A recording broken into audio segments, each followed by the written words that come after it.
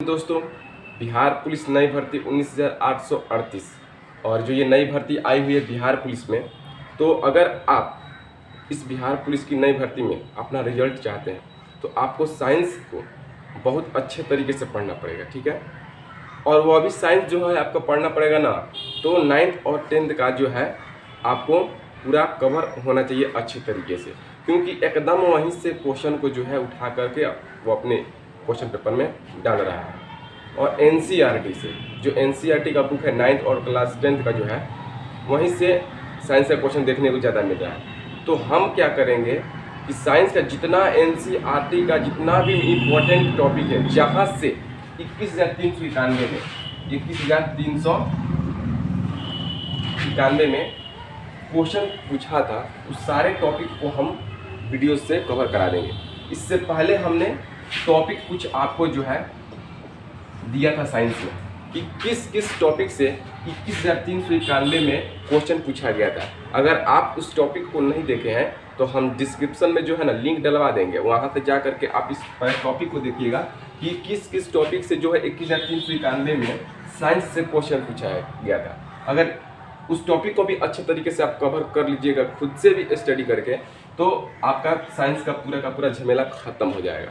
लेकिन हम उस सारे टॉपिक को वीडियोज़ के माध्यम से आपको ख़त्म कराएंगे और बहुत कम समय में। हम ज़्यादा झोल झाल नहीं करेंगे, कहने मतलब परिभाषा दिस डेट नहीं, वही टॉपिक जो कि एनसीईआरटी में है, यानी कि एनसीईआरटी का तो कोई हम चीज़ उसमें छोड़ेंगे नहीं पहली बात। उसके बाद जो इम्पोर्टेंट है उसी को देखना है, बात बाकी जो है उसको रहने दीजिए। ज़्यादा आपको चक्कर में नहीं पड़ना है कि ये परिभाषा गलत है, डिफिनेशन ये वो, उतना नहीं, उतना ही पढ़िए जितना ही काम चल जाए, ठीक है। तो हम इसमें आपको पूरा का पूरा कवर कराएंगे। तो आज की इस वीडियो में हम फिजिक्स आपको जो है स्टार्ट करेंगे, और फिजिक्स ज़्यादा आपको समय हम नहीं लेंगे, क्योंकि देखिएगा बायोलॉजी से थोड़ा सा क्वेश्चन ज़्यादा उठता है, हम इस बात को मानते हैं, ठीक है।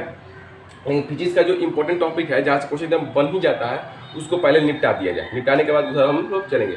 फिर भी अगर आप लोग किस सब्जेक्ट का चाहते हैं, फिजिक्स केमिस्ट्री बायोलॉजी, तो आप कमेंट जरूर कीजिएगा, ठीक है। चलिए हम अब जो है आज की इस वीडियो में इस टॉपिक को कवर करते हैं, प्रकाश को।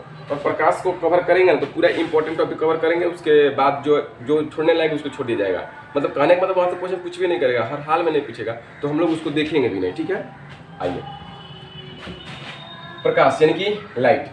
एक बात और बता देते हैं कि 21,391 में ना, 21,391 में यहाँ से चार क्वेश्चन पूछा गया था, एक ही शिफ्ट में, एक ही दिन 4 क्वेश्चन पूछा गया था, ठीक है। तो लाइट आपके लिए इंपॉर्टेंट है, इसको थोड़ा सा आप लोग इग्नोर करके मत चलिएगा। अब देखिए, प्रकाश यानी कि लाइट, ठीक है। जो लाइट है, जो प्रकाश है ना, यह ऊर्जा का एक रूप होता है, यह एक एनर्जी है, एक ऊर्जा है। और यह ऊर्जा छोटे छोटे बंडलों के रूप में होता है, छोटे छोटे बंडलों के रूप में होता है जो यह ऊर्जा। और इसी छोटे छोटे बंडलों को हम लोग बोलते हैं फोटोन। क्या बोलते हैं जी? छोटे छोटे जो बंडलों के रूप में होता है, इसको हम लोग बोलते हैं आपको फोटोन। क्या बोलते हैं? फोटोन बोलते हैं। अब यह जो ऊर्जा होता है ना, यह ऊर्जा को, जो प्रकाश एक प्रकार का यह ऊर्जा है, इस ऊर्जा को हम लोग ना दूसरे दूसरे रूपों में कन्वर्ट कर सकते हैं। बात को समझ रहे हैं? यानी इसको नष्ट नहीं कर सकते हैं, हम इसको क्या कर सकते हैं जी? चेंज कर सकते हैं। जैसे मान लीजिए कि सूर्य के प्रकाश से प्रकाश आ रहा है, अगर सौर यहाँ पर सौर पैनल लगा दें, इस पर पड़ेगा और पड़ करके जो आपका डिवाइस होगा, जो भी सौर ऊर्जा चलने वाला डिवाइस होगा, वो चार्जिंग होगा। चार्जिंग होकर के उसको स्टोर करके रासायनिक में बना ले या कुछ भी बना ले, उसके बाद जो उसको लाइट में भी कन्वर्ट करेगा। जैसे मान लीजिए कि चार्जिंग हो गया आपका, जो उसमें का सोलर प्लेट से चार्जिंग होना, डिवाइस चार्ज हो गया, और चार्ज के बाद उसके आप यांत्रिक काम भी कर सकते हैं, जैसे मोटर चला रहे हैं या हो सकता है बल्ब जला रहे हैं। यानी ऊर्जा को आप क्या कर रहे हैं? कन्वर्ट कर रहे हैं, परिवर्तन कर रहे हैं। अब देखिए, यानी कि विभिन्न रूपों में आप इसको क्या कर सकते हैं जी? बदल सकते हैं। ये आता है और विभिन्न ऊर्जा को विभिन्न रूपों में जो बदला जाता है, जैसे हम बताते हैं आपको कि अगर जो रासायनिक ऊर्जा है, रासायनिक ऊर्जा, जैसे आप लोग सेल देखे होंगे, बैटरी, तो बैटरी को अगर हम लोग टॉर्च में भरते हैं, टॉर्च वाले में बैटरी को, और जलाते हैं, तो उस बैटरी में रासायनिक ऊर्जा होता है, और जैसे जलाते हैं तो उस प्रकाश ऊर्जा में कन्वर्ट हो जाता है। बात को समझ रहे हैं आप? तो विभिन्न रूपों में आप कन्वर्ट इसको कर सकते हैं। और इस चीज़ को आप लोग जो है थोड़ा सा कमेंट कीजिएगा, किस ऊर्जा को किस में कन्वर्ट करते हैं, ठीक है। तो देखेंगे हम कमेंट, नहीं तो उसका जो है एक हम यहाँ पर आपको लिखवा भी देंगे उसको। वहाँ से क्वेश्चन पूछता है, ध्यान रखिएगा, वहाँ से क्वेश्चन पूछता है। अब देखिए, जो प्रकाश है हमेशा सीधी रेखा में गमन करता है, हमेशा सीधी रेखा में गमन करता है प्रकाश। लेकिन विवर्तन एक घटना होता है। जैसे मान लीजिए कि प्रकाश सीधी रेखा में गमन कर रहा है, लेकिन इसके मार्ग में एक छोटा सा बिंदु आ जाए, एकदम नगण्य कण आ जाए, तो प्रकाश थोड़ी सी मुड़ने की प्रवृत्ति रखता है, मुड़ करके फिर सीधा हो जाता है। बात को समझे? इस वाली घटना को हम लोग विवर्तन बोलते हैं। अब ये नहीं है कि प्रकाश सीधी रेखा में गमन नहीं करता है, प्रकाश सीधी रेखा में गमन करता है, लेकिन एक विवर्तन की घटना होती है जिसमें क्या होता है कि अगर प्रकाश के मार्ग में, मान लीजिए ये प्रकाश है, प्रकाश ऐसे चल रही है, प्रकाश ऐसे चल रही है, और इसी मार्ग में एक छोटा सा बिंदु नगण्य बिंदु आ जाए, तो प्रकाश के मार्ग में अगर आएगा ना, तो इसको थोड़ा सा जो है प्रकाश अपने पथ से विचलित होकर के ऐसे चला जाएगा। अब कहने का मतलब हम यहाँ तो ज़्यादा मुड़ा दिए हैं, इतना नहीं मुड़ेगा। कहने का मतलब है कि थोड़ा सा सट के इसमें चला जाएगा। बात को समझे? तो ये प्रकाश का नेचर में है कि ये सीधी रेखा में गमन करता है। अब है कि अधिकतम चाल, जो प्रकाश चलता है तो उसका कुछ ना कुछ स्पीड होगा कि कितने के रफ्तार से वो जा रहा है। तो प्रकाश का जो चाल होता है ना निर्वात में, यानी कि बिना माध्यम का, कोई वहाँ पर जो है एकदम वैक्यूम है, यहाँ कुछ भी कोई माध्यम ही नहीं है, तो सबसे ज़्यादा प्रकाश की जो चाल होती है निर्वात में होती है। और निर्वात में आपको होता है वो 3 × 10⁸ मीटर प्रति सेकेंड। कितना होता है? 3 × 10⁸ मीटर प्रति सेकेंड। इसी को किलोमीटर में हम 3 लाख किलोमीटर बोलते हैं। क्या बोलते हैं? 3 लाख किलोमीटर बोलते हैं। क्या समझ में है? अब देखिए, यहाँ से एक क्वेश्चन निकल के आता है कि निर्वात में प्रकाश की चाल इतना होता है, तो कांच में और जल में कितना होता है। और ये इंपॉर्टेंट है, इसलिए इंपॉर्टेंट है कि यह एनसीईआरटी में दिया गया है वहाँ पे, और इसके बावजूद भी कुछ वहाँ पर टॉपिक है, लेकिन ये वाला टॉपिक जो है इंपॉर्टेंट है कि निर्वात में कितना होता है, प्लस में कांच में कितना होता है, और जल में प्रकाश की चाल कितना होता है। तो कांच में होता है, थोड़ा सा कमेंट कीजिएगा आपको कितना होता है, क्योंकि हम बता ही देते हैं। ठीक है, 2 × 10⁸ मीटर प्रति सेकेंड। और जल में प्रकाश की चाल होता है 2.25 × 10⁸ मीटर प्रति सेकेंड। इस वाले डाटा को आपको भूलना नहीं है। निर्वात में प्रकाश की चाल 3 × 10⁸ मीटर प्रति सेकेंड। कांच में प्रकाश की चाल होता है आपको 2 × 10⁸ मीटर प्रति सेकेंड, और जल में 2.25 × 10⁸ मीटर प्रति सेकेंड। इस वाले डाटा को आपको याद रखना है। अब देखिए, हम आपको बताते हैं कि जो हम ये सब लिखवा रहे हैं ना, आप एक छोटा सा पतला कॉपी लीजिएगा और लाइट हेडिंग डालिएगा, एकदम छोटा छोटा करके शॉर्ट नोट बनाइएगा। ये ना कि पूरा बैठ गया ऐसे लिख रहे हैं, बस लिखिएगा प्रकाश ऊर्जा है, विभिन्न रूप में बदला जा सकता है। बस छोटा छोटा ये बंडलों के रूप में होता है, जिसको हम लोग फोटोन कहते हैं। बस हो गया, इसमें इतना ही 2-3 चीज दिखना है। सीधी रेखा में बस यहाँ लिखिएगा सीधी रेखा में प्रकाश, हो गया सीधी रेखा में। तो आप समझ जाइए कि हाँ, प्रकाश सीधी रेखा में गमन करता है। इस प्रकार से शॉर्ट नोट्स बनाइएगा ना, तो एग्जाम के टाइम में उसको रिविजन करने में जो है आसानी होता है। इसको बना लीजिएगा ऐसे। अब है अधिकतम चाल, यहाँ पर लिख लीजिएगा। निर्वात में कितना होता है? 3 × 10⁸ मीटर प्रति सेकेंड। और कांच में कितना होता है? 2 × 10⁸ मीटर प्रति सेकेंड। और जल में होता है 2.25 × 10⁸ मीटर प्रति सेकेंड। इस वाले डाटा को आप लिख लीजिएगा। अब है दोहरी प्रकृति। जो प्रकाश है ना, प्रकाश का डबल नेचर होता है, दोहरी प्रकृति का होता है प्रकाश। अब ये डबल नेचर का क्या है कि प्रकाश ना तरंग के जैसा भी व्यवहार करता है और कण के जैसे भी व्यवहार करता है। जिसे यहाँ पर हम लिखा है कि छोटे छोटे बंडलों के रूप में होता है, और यहाँ पर जो बंडलों के रूप में होता है वहीं पर कण जैसा दिखाई देता है, और ये तरंग जैसा भी दिखाई देता है। देखिए, जब प्रकाश किसी माध्यम से होकर चलेगा ना, उसको कोई ना कोई माध्यम में वो जब प्रकाश प्रवेश करेगा ना, तो तरंग जैसा व्यवहार करने लगता है। वो तरंग जैसे व्यवहार करने लगेगा। अगर प्रकाश किसी न किसी माध्यम में, किसी न किसी मीडियम में जाएगा तो तरंग जैसा व्यवहार करेगा। लेकिन वही जब माध्यम में नहीं जाता है, तो अन्योन्य क्रिया जब करने लगता है, तो प्रकाश जो है कण जैसा व्यवहार करने लगता है। कैसा व्यवहार करने लगता है? कण जैसा व्यवहार करने लगता है। अब ये जो प्रकाश एक तरंग है, प्रकाश जब तरंग है तो किस प्रकार का तरंग है? अनुप्रस्थ है कि अनुदैर्घ्य है? तो प्रकाश अनुप्रस्थ तरंग है। प्रकाश अनुप्रस्थ तरंग है। कैसे तरंग है? प्रकाश अनुप्रस्थ तरंग है। और प्रकाश विद्युत चुंबकीय भी तरंग है। प्रकाश विद्युत चुंबकीय भी तरंग है। इसके साथ भी आप लोग इसको नोट कर लीजिएगा।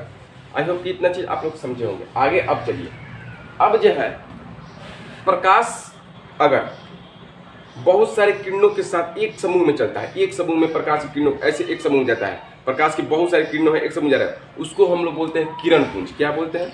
किरण पुंज बोलते हैं। अब ये किरण पुंज हो गया, तो एक आता है अभिसारी किरण पुंज और एक आता है अपसारी किरण पुंज। ये थोड़ा सा इंपॉर्टेंट है, ये क्वेश्चन आएगा। अभिसारी और अपसारी किरण पुंज। देखिए क्या होता है, जब प्रकाश विभिन्न जगहों से आकर के और एक जगह पर इकट्ठा होता है, जिसे प्रकाश इधर से आया और इधर से आकर के विभिन्न जगहों पर आपको जो है इकट्ठा हो रहा है, ठीक है। तो विभिन्न जगहों पर आकर के इकट्ठा होगा तो होगा आपका अभिसारी होगा। जैसे लेजर लाइट आप लोग जानते होंगे, बचपन से ही जानते होंगे, लेजर लाइट खूब मारबो किए होंगे, ठीक है। तो वहाँ से जो प्रकाश निकलता है ना, देखिएगा आप जिस लोकेशन पर जाकर के मारते हैं एकदम वहीं पर जाकर के लगता है। जैसे लेजर गन भी होता है, उसमें क्या होता है कि उसमें जो लेजर गन से प्रकाश की किरणें निकलती है और जहाँ पर आप निशाना ऐसे साधे हैं उन्हें पर जाकर के क्या होता है, एकदम सटीक आपका निशाना बनता है उस लाइट से। यानी कि वो किस प्रकार का काम कर रहा है, अभिसारी का। और अपसारी का क्या है कि प्रकाश की किरणों को फैला देता है, प्रकाश की किरणों को फैला देता है। जैसे आपके घर में बल्ब जल रहा है, तो बल्ब जल रहा है, अगर प्रकाश की किरणों को फैलाएगा नहीं, वो डिस्ट्रीब्यूट नहीं करेगा, तो आप पूरे कमरे में वस्तु को कैसे देख पाइएगा, बात को समझ रहे हैं आप। तो वो फैला देता है। तो उस प्रकार के प्रकाश की किरण एक बिंदु से, यानी कि बल्ब आपका जल रहा है और एक बिंदु से चारों दिशा में फैल गया, तो ये हो गया अपसारी। क्या हो गया, ये ऐसे अपसारी, क्या हो गया, अपसारी। और अभिसारी में ऐसे हो गया, जाकर के प्रकाश की किरण एक जगह पर इकट्ठा हो जाएगा। तो अपसारी और अभिसारी में आप लोग दिक्कत आपको नहीं होगा। अब है आपको कुछ वस्तु होती है, कुछ क्या होती है जी, वस्तु। ये जो वस्तु है पारदर्शी, अपारदर्शी, पारभासी, प्रदीप्त और अप्रदीप्त वस्तु होती है, ठीक है। अभी तो मार्कर नीचे गिर गया, 1 मिनट रुक जाइए।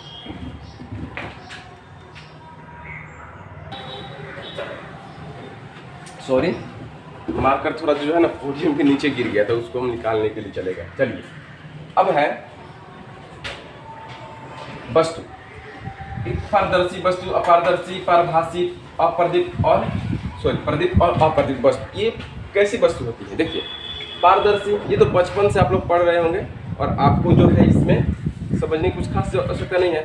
पारदर्शी का मतलब होता है जिससे प्रकाश क्या हो जाए जी, आर पार चली जाए। मान लीजिए कि यह एक वस्तु है, क्या है जी, एक वस्तु है, और ये एक वस्तु है और इससे प्रकाश की किरणें आर पार अगर चली जाती है तो उस वाले वस्तु को हम लोग बोलते हैं आपको पारदर्शी। जैसे कांच है, क्या है जी, कांच।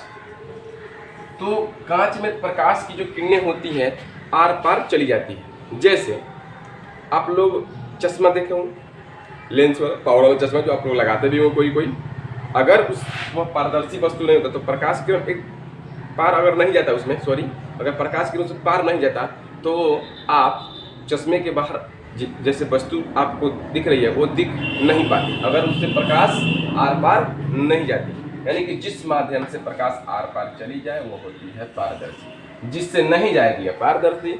कुछ भी मान सकते हैं, जैसे आपके आंखों के सामने हम इसको रख लेते हैं ऐसे, तो हमको दिखबे नहीं करेगा सामने का, यानी प्रकाश जो है हमारे आंखों से टकरा करके जो है ना इसके पार नहीं जा पा रही है, और जब पार नहीं जाएगी तो हमको बस दिखेगा नहीं। तो ये हो गया अपारदर्शी वस्तु। अपारदर्शी वस्तु में आप लोग एग्जाम्पल भी जानते होंगे, जैसे पारदर्शी में कांच हो गया, जल हो गया, ठीक है। और अपारदर्शी में तो बहुत वस्तु हो जाएगा, जिसको मानिए लकड़ी, लोहा, जो भी जिस टाइप, ठीक है। पारभासी में क्या है कि इससे अंशतः, पूर्णतः नहीं, पूर्णतः का मतलब पूरा, अंशतः यानी थोड़ा थोड़ा प्रकाश की किरण आर पार जाएगा। जैसे तेल से घिसा हुआ कागज, तेल से घिसा हुआ कागज, जैसे आप कागज लीजिए, जैसे हम लोग बचपन में क्या करते थे कि कागज ले करके तेल उस पर लगा देते थे, और जो फिगर हम लोग को बनाना होता था उस फिगर पर ले जाकर रख देते थे ले करके, और जैसे जैसे फिगर होता था वैसे वैसे क्या कर लेते थे जी, ड्रॉ कर लेते थे।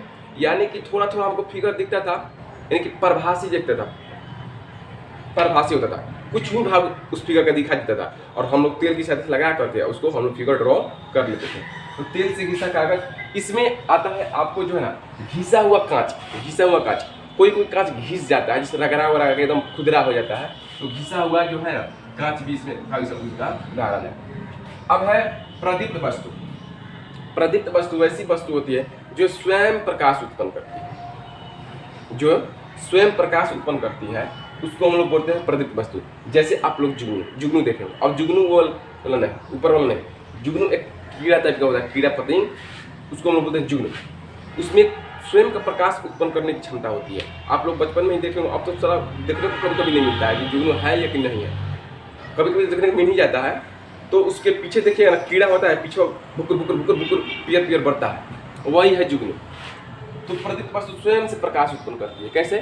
स्वयं से प्रकाश उत्पन्न करती है। जैसे सूर्य का प्रकाश हो गया, जुगनू हो गया, विद्युत बल्ब हो गया। आप कोई कहे विद्युत बल्ब कैसे होगा? तो विद्युत बल्ब होगा, ये किसके प्रकाश से चमकता है? ये खुद के प्रकाश से चमकता है विद्युत बल्ब। ये किसी के स्वयं के प्रकाश को लेता है, लेकर के नहीं जलता है। ये अपना इसका खुद का प्रकाश होता है, किसी के प्रकाश को लेकर के नहीं होता है विद्युत बल्ब। ये हो गया प्रदीप्त वस्तु। इसमें आप लोग उदाहरण लिख सकते हैं। इसका उदाहरण आता है जैसे जुगनू हो गया, और आपका जो है सूर्य का प्रकाश हो गया, विद्युत बल्ब हो गया, विद्युत बल्ब हो गया। अब है अप्रदीप्त वस्तु।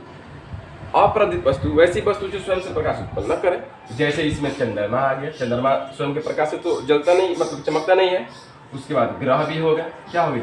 ग्रह भी हो गया। और जो भी वस्तु है इसमें आप लोग मान सकते हैं जो कि अपने खुद के स्वयं के प्रकाश से वो नहीं चमकता है। ये हो गया यहाँ तक वस्तु के बारे में। यहाँ तक आप लोग समझे होंगे। अब हम आपको बताएंगे परावर्तन, प्रकाश का परावर्तन। यहाँ से क्वेश्चन पूछता है। सबसे पहले हम परावर्तन के बारे में ही आपको हम बताते हैं। तो एक मिनट टेस्ट भी है। देखिए परावर्तन के बारे में बताते हैं। इसको मिटा देते हैं। अगर आप स्क्रीनशॉट लेना चाहते हैं तो लीजिए। आखिर तक भाड़ बुड़ दिए हैं, ठीक है। जितना बता रहे हो उतना लिखना, मतलब साथ साथ लिखते रहिए, ठीक है। अब इधर आइए, हम पहले परावर्तन के बारे में आपको बताएं। परावर्तन का मतलब होता है सीधा से सीधा टकराव। क्या होता है जी? टकराव होता है, यानी कि किसी न किसी से टकरा करके आप लौट आइए, वही परावर्तन हो गया। समझ गए बात को? किसी से टकराया, टकरा करके आप लौट के आ गए। जैसे उदाहरण देते हैं, आप जा रहे हैं कहीं घूम रहे हैं मार्केट वार्केट में, कहीं कहीं आप लोग 3-5, आप समझ रहे होंगे, 3-5 लड़ा दिए आँख, लेकिन कुछ रिस्पॉन्स ना आया, टकरा करके चले, वही तो परावर्तन है। जैसे इधर आइए, ये एक आपका जो है सतह, कोई से भी सतह हो सकता है। प्रकाश की किरण ऐसे आई और टकराई, क्योंकि ये जो है ना इधर वस्तु है, और ये वस्तु अपारदर्शी है। कैसी है? अपारदर्शी वस्तु। अगर पारदर्शी रहती तो प्रकाश की किरण चल जाता, और हमेशा परावर्तन अपारदर्शी से ही होगा लमसम। ये टकरा करके इसी माध्यम में वापस आई, यानी प्रकाश की किरण आई और सतह से टकरा करके इधर आ गई। ये होता है प्रकाश का परावर्तन। तो प्रकाश के परावर्तन की परिभाषा से आपको क्वेश्चन नहीं आएगा। अब आपको हम बताते हैं कि प्रकाश के परावर्तन से क्वेश्चन कहाँ से आएगा, ठीक है। इधर आइए, देखिए सबसे पहले जब परावर्तन का काम होता है, जब परावर्तन का काम कार्य होगा तो यह 2 तरीके का परावर्तन होता है। एक होता है रेगुलर, एक होता है नियमित परावर्तन, एक होता है अनियमित परावर्तन। तो परावर्तन 2 प्रकार से होता है, एक होता है नियमित और एक होता है अनियमित। देखिए नियमित परावर्तन हमेशा समतल सतह से होता है, समतल सतह से होता है, यानी कि प्लेन जो सरफेस होगा ना उसी से नियमित परावर्तन होगा। और इसी नियमित परावर्तन में आपतन कोण का मान परावर्तन कोण के मान के बराबर होता है। एंगल आई बराबर एंगल आर। अभी थोड़ा सा आप रुकिए, हम आगे इसको एंगल आई और आर वाला को अच्छे से बताते हैं। और नियमित परावर्तन में क्या होगा?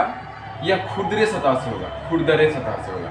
किस प्रकार के सतह से होगा? ऊबड़ खाबड़ सतह से, ऊबड़ खाबड़ वाला सतह से अनियमित परिवर्तन होगा। और जहां पर अनियमित परिवर्तन होगा तो आपतन कोण का मान बराबर नहीं होगा परावर्तन कोण के। बात समझे? जैसे यहाँ पर आपको दिख रहा होगा, ये आपका एक समतल सतह है, प्रकाश की किरण आई और टकरा करके चली गई। अब होगा क्या कि समतल तो सतह है, यह सतह कैसा है? एक मिनट, यही कहते ना, समतल सतह है। कैसा सतह है? और समतल सतह से नियमित परावर्तन होता है, और इसी नियमित परिवर्तन में एंगल आई का मान एंगल आर के बराबर होता है। कहने का मतलब है कि यह जो प्रकाश की किरण जितने एंगल पर आएगी और इस सतह से टकरा करके जाएगी, तो जितना एंगल पर बन के आएगी उतने एंगल पर बनकर जाएगी। बात समझे? और इसी के बीच में आप अभिलंब को जो है आभासी स्थिति में मान लेते हैं कि बीच में अभिलंब है, और हमेशा कोण को अभिलंब से सटा करके लिखा जाता है। यानी कि अगर यह 30 डिग्री पर प्रकाश की किरण आएगी तो 30 डिग्री पर परिवर्तन होकर के जाएगी, यानी ये परिवर्तन होगा तो 30 डिग्री पर ही होगा। तो अगर है आ रही है तो आपतित किरण होगी, जा रही है तो परिवर्तित हो गई, यानी कि आई और ये आर। यानी कि आपतन कोण का मान, आपतन कोण का मान बराबर होता है परावर्तन कोण के मान के, कब? जब नियमित परावर्तन हो, जब नियमित परावर्तन हो। और नियमित परावर्तन हमेशा किस सतह से होगा? समतल सतह से हमेशा नियमित परिवर्तन होगा। अब यही चीज उल्टा हो जाता है अनियमित परावर्तन में। क्या होता है कि अनियमित परावर्तन में खुरदरा सतह होता है, ऊबड़ खाबड़ ऐसा सतह हो गया। प्रकाश की किरण इधर आई, देखिए गड़ाहा पड़ गया है, मतलब एकदम नीचे वाला में। अब परिवर्तन हुई तो ऐसे हो गई, और बीच वाला ये अविलंब हो गया, ये आएगी 20 पर चल जाएगी, 40 पर का कोण ठीक है नहीं है। तो यहाँ एंगल आई का मान एंगल आर के मान की क्या होगा? बराबर नहीं होगा। ये हो गया आपको नियमित अनियमित परिवर्तन। और परिवर्तन के दो नियम होते हैं, आप लोग तो 10th क्लास में पढ़ के आए ही होंगे कि यहाँ पर परिवर्तन के दो नियम। एक क्या है कि एंगल आई का मान एंगल आर के बराबर होता है, आपतन कोण का मान परावर्तन कोण के मान के बराबर होता है, परिवर्तन का पहला नियम। दूसरा है कि आपतित किरण, परावर्तित किरण और अभिलंब, आपतित किरण, परावर्तित किरण और अभिलंब तीनों एक ही तल में होते हैं, तीनों एक ही तल में होते हैं। ये है परिवर्तन का आपका पूरा का पूरा नियम। और ये शॉर्ट फॉर्म में आपको लिखना है, ये नहीं कि पूरा परिभाषा लिखने बैठ गए, बस लिखिएगा परिवर्तन दो प्रकार के, ये ऐसे तो ही लिखिएगा, छोटा शॉर्ट नोट में बनाना होगा। तो नियमित अनियमित, नियमित होगा तो हमसे हमेशा किस सतह से होगा? समतल से। अनियमित होगा तो कैसा होगा? खुरदरा से। इसमें एंगल आई का मान एंगल आर के बराबर नहीं होगा अनियमित में। नियमित में एंगल आई का मान एंगल आर के बराबर होता है। नियमित परिवर्तन में इस प्रकार से होगा, अनियमित में इस प्रकार से होगा। और परिवर्तन का नियम दो होता है, एंगल आई बराबर एंगल आर, यानी आपतन कोण का मान परावर्तन कोण के मान के बराबर। दूसरा होता है कि आपतित किरण, परावर्तित किरण और अभिलंब तीनों एक ही तल में होते हैं। ये चीज इतना आप लोग समझे, ठीक है। अब आगे का जो टॉपिक है समतल दर्पण के बारे में पढ़ेंगे, और समतल दर्पण का मुख्य विशेषता और समतल दर्पण में बने प्रतिबिंब की मुख्य विशेषता और समतल दर्पण का उपयोग, ठीक है। तो वीडियो थोड़ा सा लंबा हो जाएगा, तो उसको हम अगले वीडियोज में कवर करेंगे, ठीक है। तो आप लोग चैनल को जो है ना सब्सक्राइब जरूर करिएगा, क्योंकि हम अब कंटिन्यू करेंगे तो समतल दर्पण से ही कंटिन्यू करेंगे। तो चैनल को सब्सक्राइब जरूर कर लीजिएगा, और वीडियोज़ को थोड़ा सा आप लोग जो है शेयर करने का कार्य कीजिएगा। और आपको जो है हम साइंस जो है अच्छे तरीके से कवर करवा देंगे। जितना हम टॉपिक आपको लिखवाए हैं ना, उस सारे टॉपिक को हम कवर करवा देंगे। अगर आप टॉपिक नहीं देखे हैं, हम 25-30 टॉपिक लिखवाए हैं, ठीक है, 25-30 टॉपिक लिखवाए हैं। उस टॉपिक को जा करके देख लीजिएगा कि कौन कौन सा टॉपिक है और कहाँ कहाँ से जो है ना पिछली भर्ती 21,391 में क्वेश्चन पूछा गया था, ठीक है। उस टॉपिक को जा करके देख लीजिएगा। चलिए मिलते हैं, अब हम समतल दर्पण में मिलेंगे, ठीक है। तब तक के लिए जो है जय हिंद। चैनल को सब्सक्राइब जरूर कर लीजिएगा।